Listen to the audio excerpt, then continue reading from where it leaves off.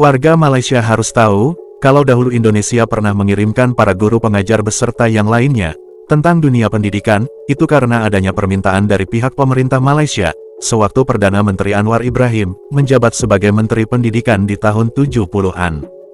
Jadi, janganlah kalian para warga Malaysia merasa sombong dan angkuh. Selalu mengatakan bahwa warga Indonesia tidak mempunyai rasa terima kasih karena sudah mencari nafkah di Malaysia. Warga Malaysia tidak tahu, pada awalnya, Malaysia lah yang meminta dan memohon kepada Presiden Soeharto agar dikirimkan tenaga kerja Indonesia dan guru pengajar, beserta para pengajar lainnya. Setelah negara Malaysia sudah terlihat maju, warga Malaysia malah merendahkan Indonesia. Sungguh angkuh dan sombong. Jadi, siapakah yang tidak mempunyai rasa terima kasih? Indonesia atau Malaysia? Jika ingin lebih jelas, kita lihat dulu video berikut ini. Sewaktu Perdana Menteri Malaysia, Anwar Ibrahim kunjungan kerja ke Indonesia. Selain itu ada lagi yang lebih mencengangkan dalam pernyataannya. Sekarang saya boleh Nasution ya. Nasution. Dan Ketua Polis Negara, saya sudah beritahu. Biar kita dalam beberapa bulan ini beri mesej yang jelas. Tidak pada kenyataan, pada tindakan. Kalau ada penderaan, jangan tolak ansur sama sekali. Tak peduli dia Datuk Seri ke, Tan Sri ke, Tun, nggak peduli. Ya, hukum itu, negara hukum itu tidak kenal jabatannya. Ya, itu yang penting. Jadi itu untuk tapi yang penyelesaiannya ialah digital. Ya, kemasukan dan keluar bekerja itu melalui digital. Langkah pertama yang saya lakukan ialah mengarahkan supaya ada pemutihan. Sementara kita lakukan ini dalam bulan-bulan akan datang, kita putihkan. Jadi orang jangan rumitkanlah. Saya tahu tidak popular kerana pengangguran, unemployment itu sudah meningkat sedikit di Malaysia. Jadi bila kita ambil pekerja asing dengan mudah, itu tidak popular dari politik. Tetapi mereka sudah bekerja. Tidak adil, tidak fair. Kalau saya panjangkan sedikit. Masa kita 70-an, 80-an, dan saya jadi Menteri Pendidikan, saya masih ingat. Kita pada ketika itu kan anjak daripada aliran Inggris ke aliran bahasa kebangsaan, bahasa Melayu. Dan doktornya, pensyarahnya, dosennya, semua tidak cukup. Ya, terutama di aliran sains. Jadi kita merayu. Dan saya ingat lagi beberapa kali ketemu Presiden Soeharto untuk memberi izinan khas antar puluh ribu doktor, guru, sains, dosen ke Malaysia. Jadi ada periode dalam sejarah negara kita di mana kita mohon bantuan dan pertolongan dari Indonesia. Jadi sekarang ini tidak dosen tapi yang datang pekerja, mahir dan sebagainya. Janganlah layani mereka dengan cara begitu jelek sekali. Jadi kadang-kadang pengajaran ini perlu. Jadi rakyat Malaysia juga harus tahu. Memang ada yang melanggar tata cara dan hukum itu benar ya, undang-undang. Dan kalau kasus jenayah jangan kita maafkan. Jadi saya nak terangkan juga.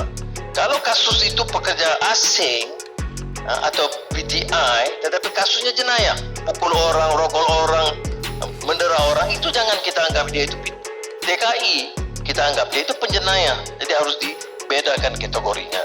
Jadi insya-Allah kita akan betulkan hal ini. Yang tadi yang kedua perbatasan itu kalau bawa order dia uruskan lah. Dah itu yang kita putuskan. Sudah 60 tahun Malaysia runding. Jadi kita bicara dengan Presiden Jokowi dah ini 261 mesyuarat dah belum selesai. Jadi menteri luar pada di sini memang orang yang lebih mantap lah. Jadi itu ujian kepada dia untuk selaraskan dengan kementerian dan insyaAllah hari Rabu kabinet saya akan tekankan mesti cuba selesaikan ya. Tapi janganlah ini kan Indonesia ini kan abang besar. Jadi kita ni kadang-kadang runding ini kita jaga. Kita senang, orang adik kecil ni senang kecil hati.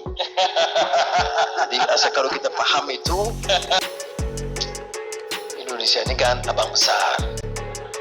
Jadi kita ni kadang-kadang runding ini kita jaga. Kita kita senang, orang adik kecil ni senang kecil hati. Jadi asal kalau kita faham itu boleh beres ya.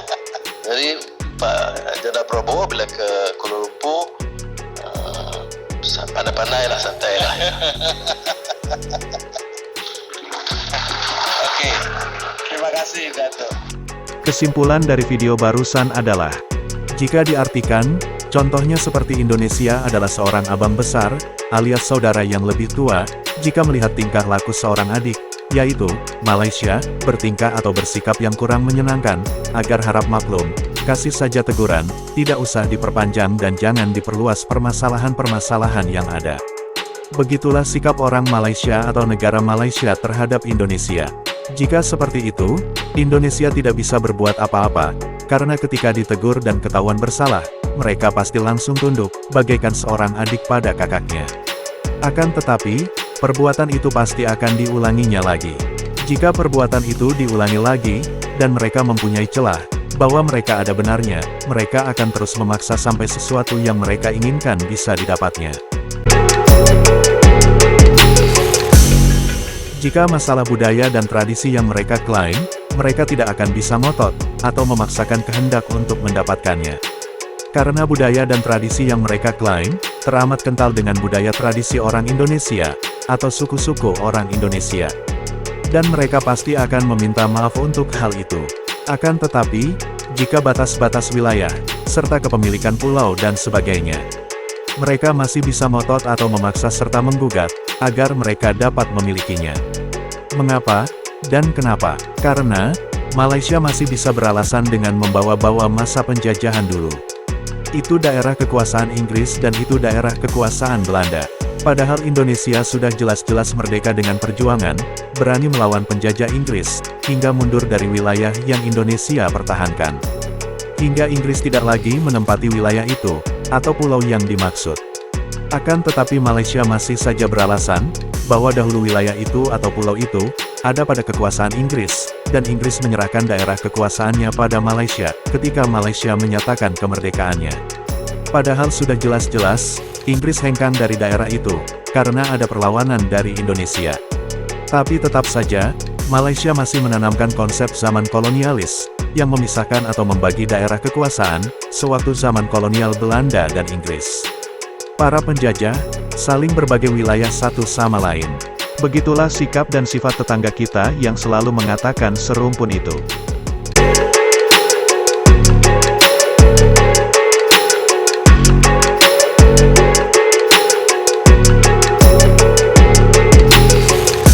Cukup sekian pembahasan dari kami, terima kasih, sampai jumpa lagi.